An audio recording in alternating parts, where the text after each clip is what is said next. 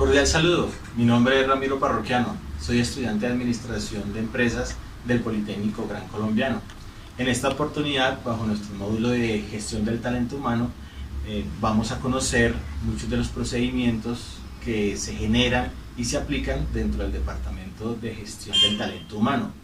En esta oportunidad nos acompaña la doctora Daisy, quien maneja el Departamento de Recursos del Talento Humano en el SENA. Doctora, ¿cómo está? Bien, gracias. Quisiéramos saber qué procesos manejan ustedes al interior del Departamento de Talento Humano para realizar la selección del personal, cómo realizan las convocatorias, cuál es el proceso de inducción y capacitación que se hace cuando ya se hace ese filtro de selección del personal al interior de la institución. Ok. Bueno, lo primero que se hace es la planeación del talento humano, es decir, se planea desde la vigencia anterior cuál es el recurso del talento humano que se requiere. En este caso se planea de acuerdo a la cantidad de grupos que se van a ofertar para el año siguiente, cuántos docentes, en este caso se llaman instructores, se requieren y qué otras personas de otros procesos se requieren. Ya lo segundo es el reclutamiento. Para el caso del SENA, entonces se utiliza una plataforma que se llama Agencia Pública de Empleo. En la Agencia Pública de Empleo se carga como tal todo el requerimiento, cuál es el perfil de las personas que se requieren. Entonces se requiere como mínimo la educación, la experiencia laboral. Para el caso del SENA, por ejemplo, para los instructores se tiene la característica de que deben tener experiencia docente y experiencia profesional, porque allí se forma para el trabajo. Ya después de eso, entonces las personas deben cargar todos sus documentos y ya empieza como tal el primer proceso de selección. Quiere decir en este caso que en ese primer proceso la publicación la hacen de manera virtual. Sí. ¿O es 100% virtual? Es 100% virtual. Y digamos dentro de la siguiente etapa, que es cuando ya se tienen esos recursos, cuando ya se tiene la información de las personas que pueden ir a postularse a los cargos, ¿qué procedimiento maneja ese Departamento de Talento Humano? ¿Qué sigue? Después de... Bueno, las personas entonces tienen como unos filtros para poderse postular. Después de que se postula, entonces se empieza a puntuar dependiendo de los estudios, la experiencia que tienen las personas. Adicionalmente, para algunos cargos específicos como son los instructores, se requieren unas pruebas técnicas y unas pruebas pedagógicas que ellos deben realizar también por la plataforma, y si las aprueban entonces seguirían en el proceso. Perfecto.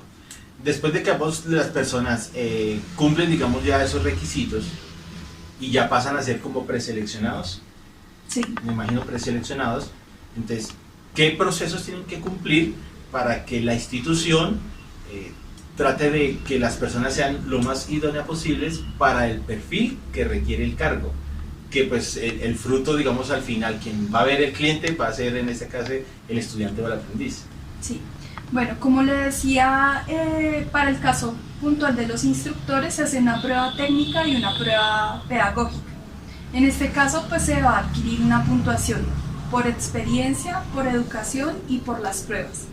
De acuerdo a eso, entonces las personas van a tener una puntuación, las que tienen mayor puntuación van a ser las de la primera selección, o sea, los primeros seleccionados. Luego se hace, por ejemplo, para un grupo de 10 personas se seleccionan 30, y de ahí viene una siguiente fase que es una entrevista, en donde ya entran los psicólogos, los pedagogos, a mirar quién es la persona más idónea. Digamos, en los distintos cargos que se tiene, digamos, para ocupar el perfil de esos aspirantes. Entonces, por ejemplo, van a haber docentes o instructores para materias que requieren temas laborales, que requieren mucho dominio digamos, de lo que conocen en el tablero, sí, que son menos prácticas y un poquito más teóricas. ¿Cómo hacen, digamos, las personas o en qué proceso para saber si esta persona tiene más talento para relacionarse con sus estudiantes de una forma laboral o de una forma teórica? Bueno, de acuerdo al cargo que se requiera, se puede escoger si pueden hacer algún tipo de selección con pruebas específicas, entonces ya sea una prueba técnica o una prueba pedagógica. Entonces, en algunos casos, cuando son competencias duras, se llaman cuando, por ejemplo, la técnica es panadería, entonces se puede exigir hacer una prueba práctica. Cuando son competencias blandas, generalmente se hace con evaluaciones para conocer sus conocimientos. ¿Qué tipo de indicadores manejan ustedes para cuando el personal ya hace parte de la institución, que esos indicadores le demuestren y le determinen a la institución qué margen de ausentismo tienen, digamos el margen de productividad que le esté dando esa persona al cargo, al perfil, si tienen mucho nivel de ausencia, de excusas? ¿Cómo manejan ese tipo de indicadores al interior de la institución? Bueno, antes que eso, pues digamos que la institución se preocupa mucho por capacitar a las personas. Entonces se maneja el tema de la retención laboral. Básicamente lo que se busca es que la persona se sienta a gusto dentro de su trabajo. Entonces uno de los incentivos que se les da es la capacitación.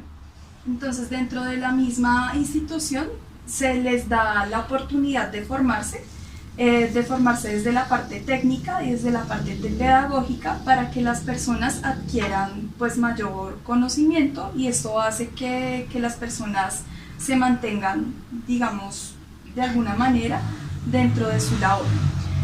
Ya el tema del ausentismo, ¿cómo se maneja? Se tienen una base de ausentismos que lo manejan dependiendo de la persona que sea. En el caso de los instructores lo manejan los coordinadores.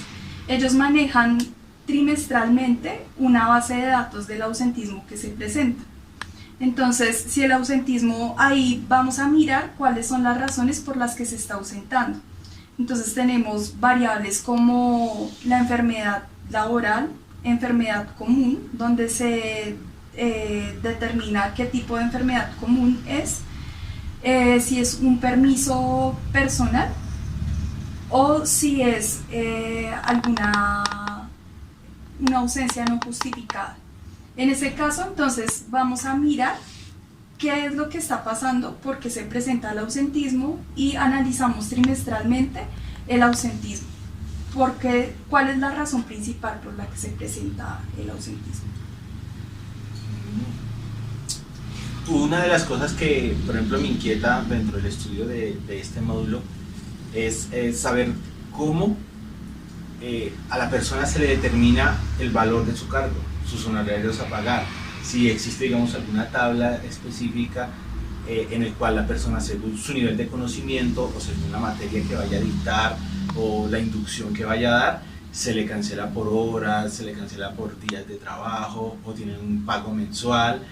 ¿Cómo determinan ustedes eso para cada uno de los cargos que tienen en la institución? Bueno, en la institución hay dos modalidades de contratación. Una es el contrato por prestación de servicios y el otro es el personal de planta.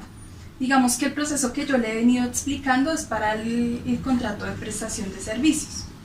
En este caso, ¿cómo se determina cuánto se le debe pagar? Entonces, dependiendo de los estudios que tenga y dependiendo del cargo que ocupe, entonces se va a determinar cuáles son los honorarios que va a tener.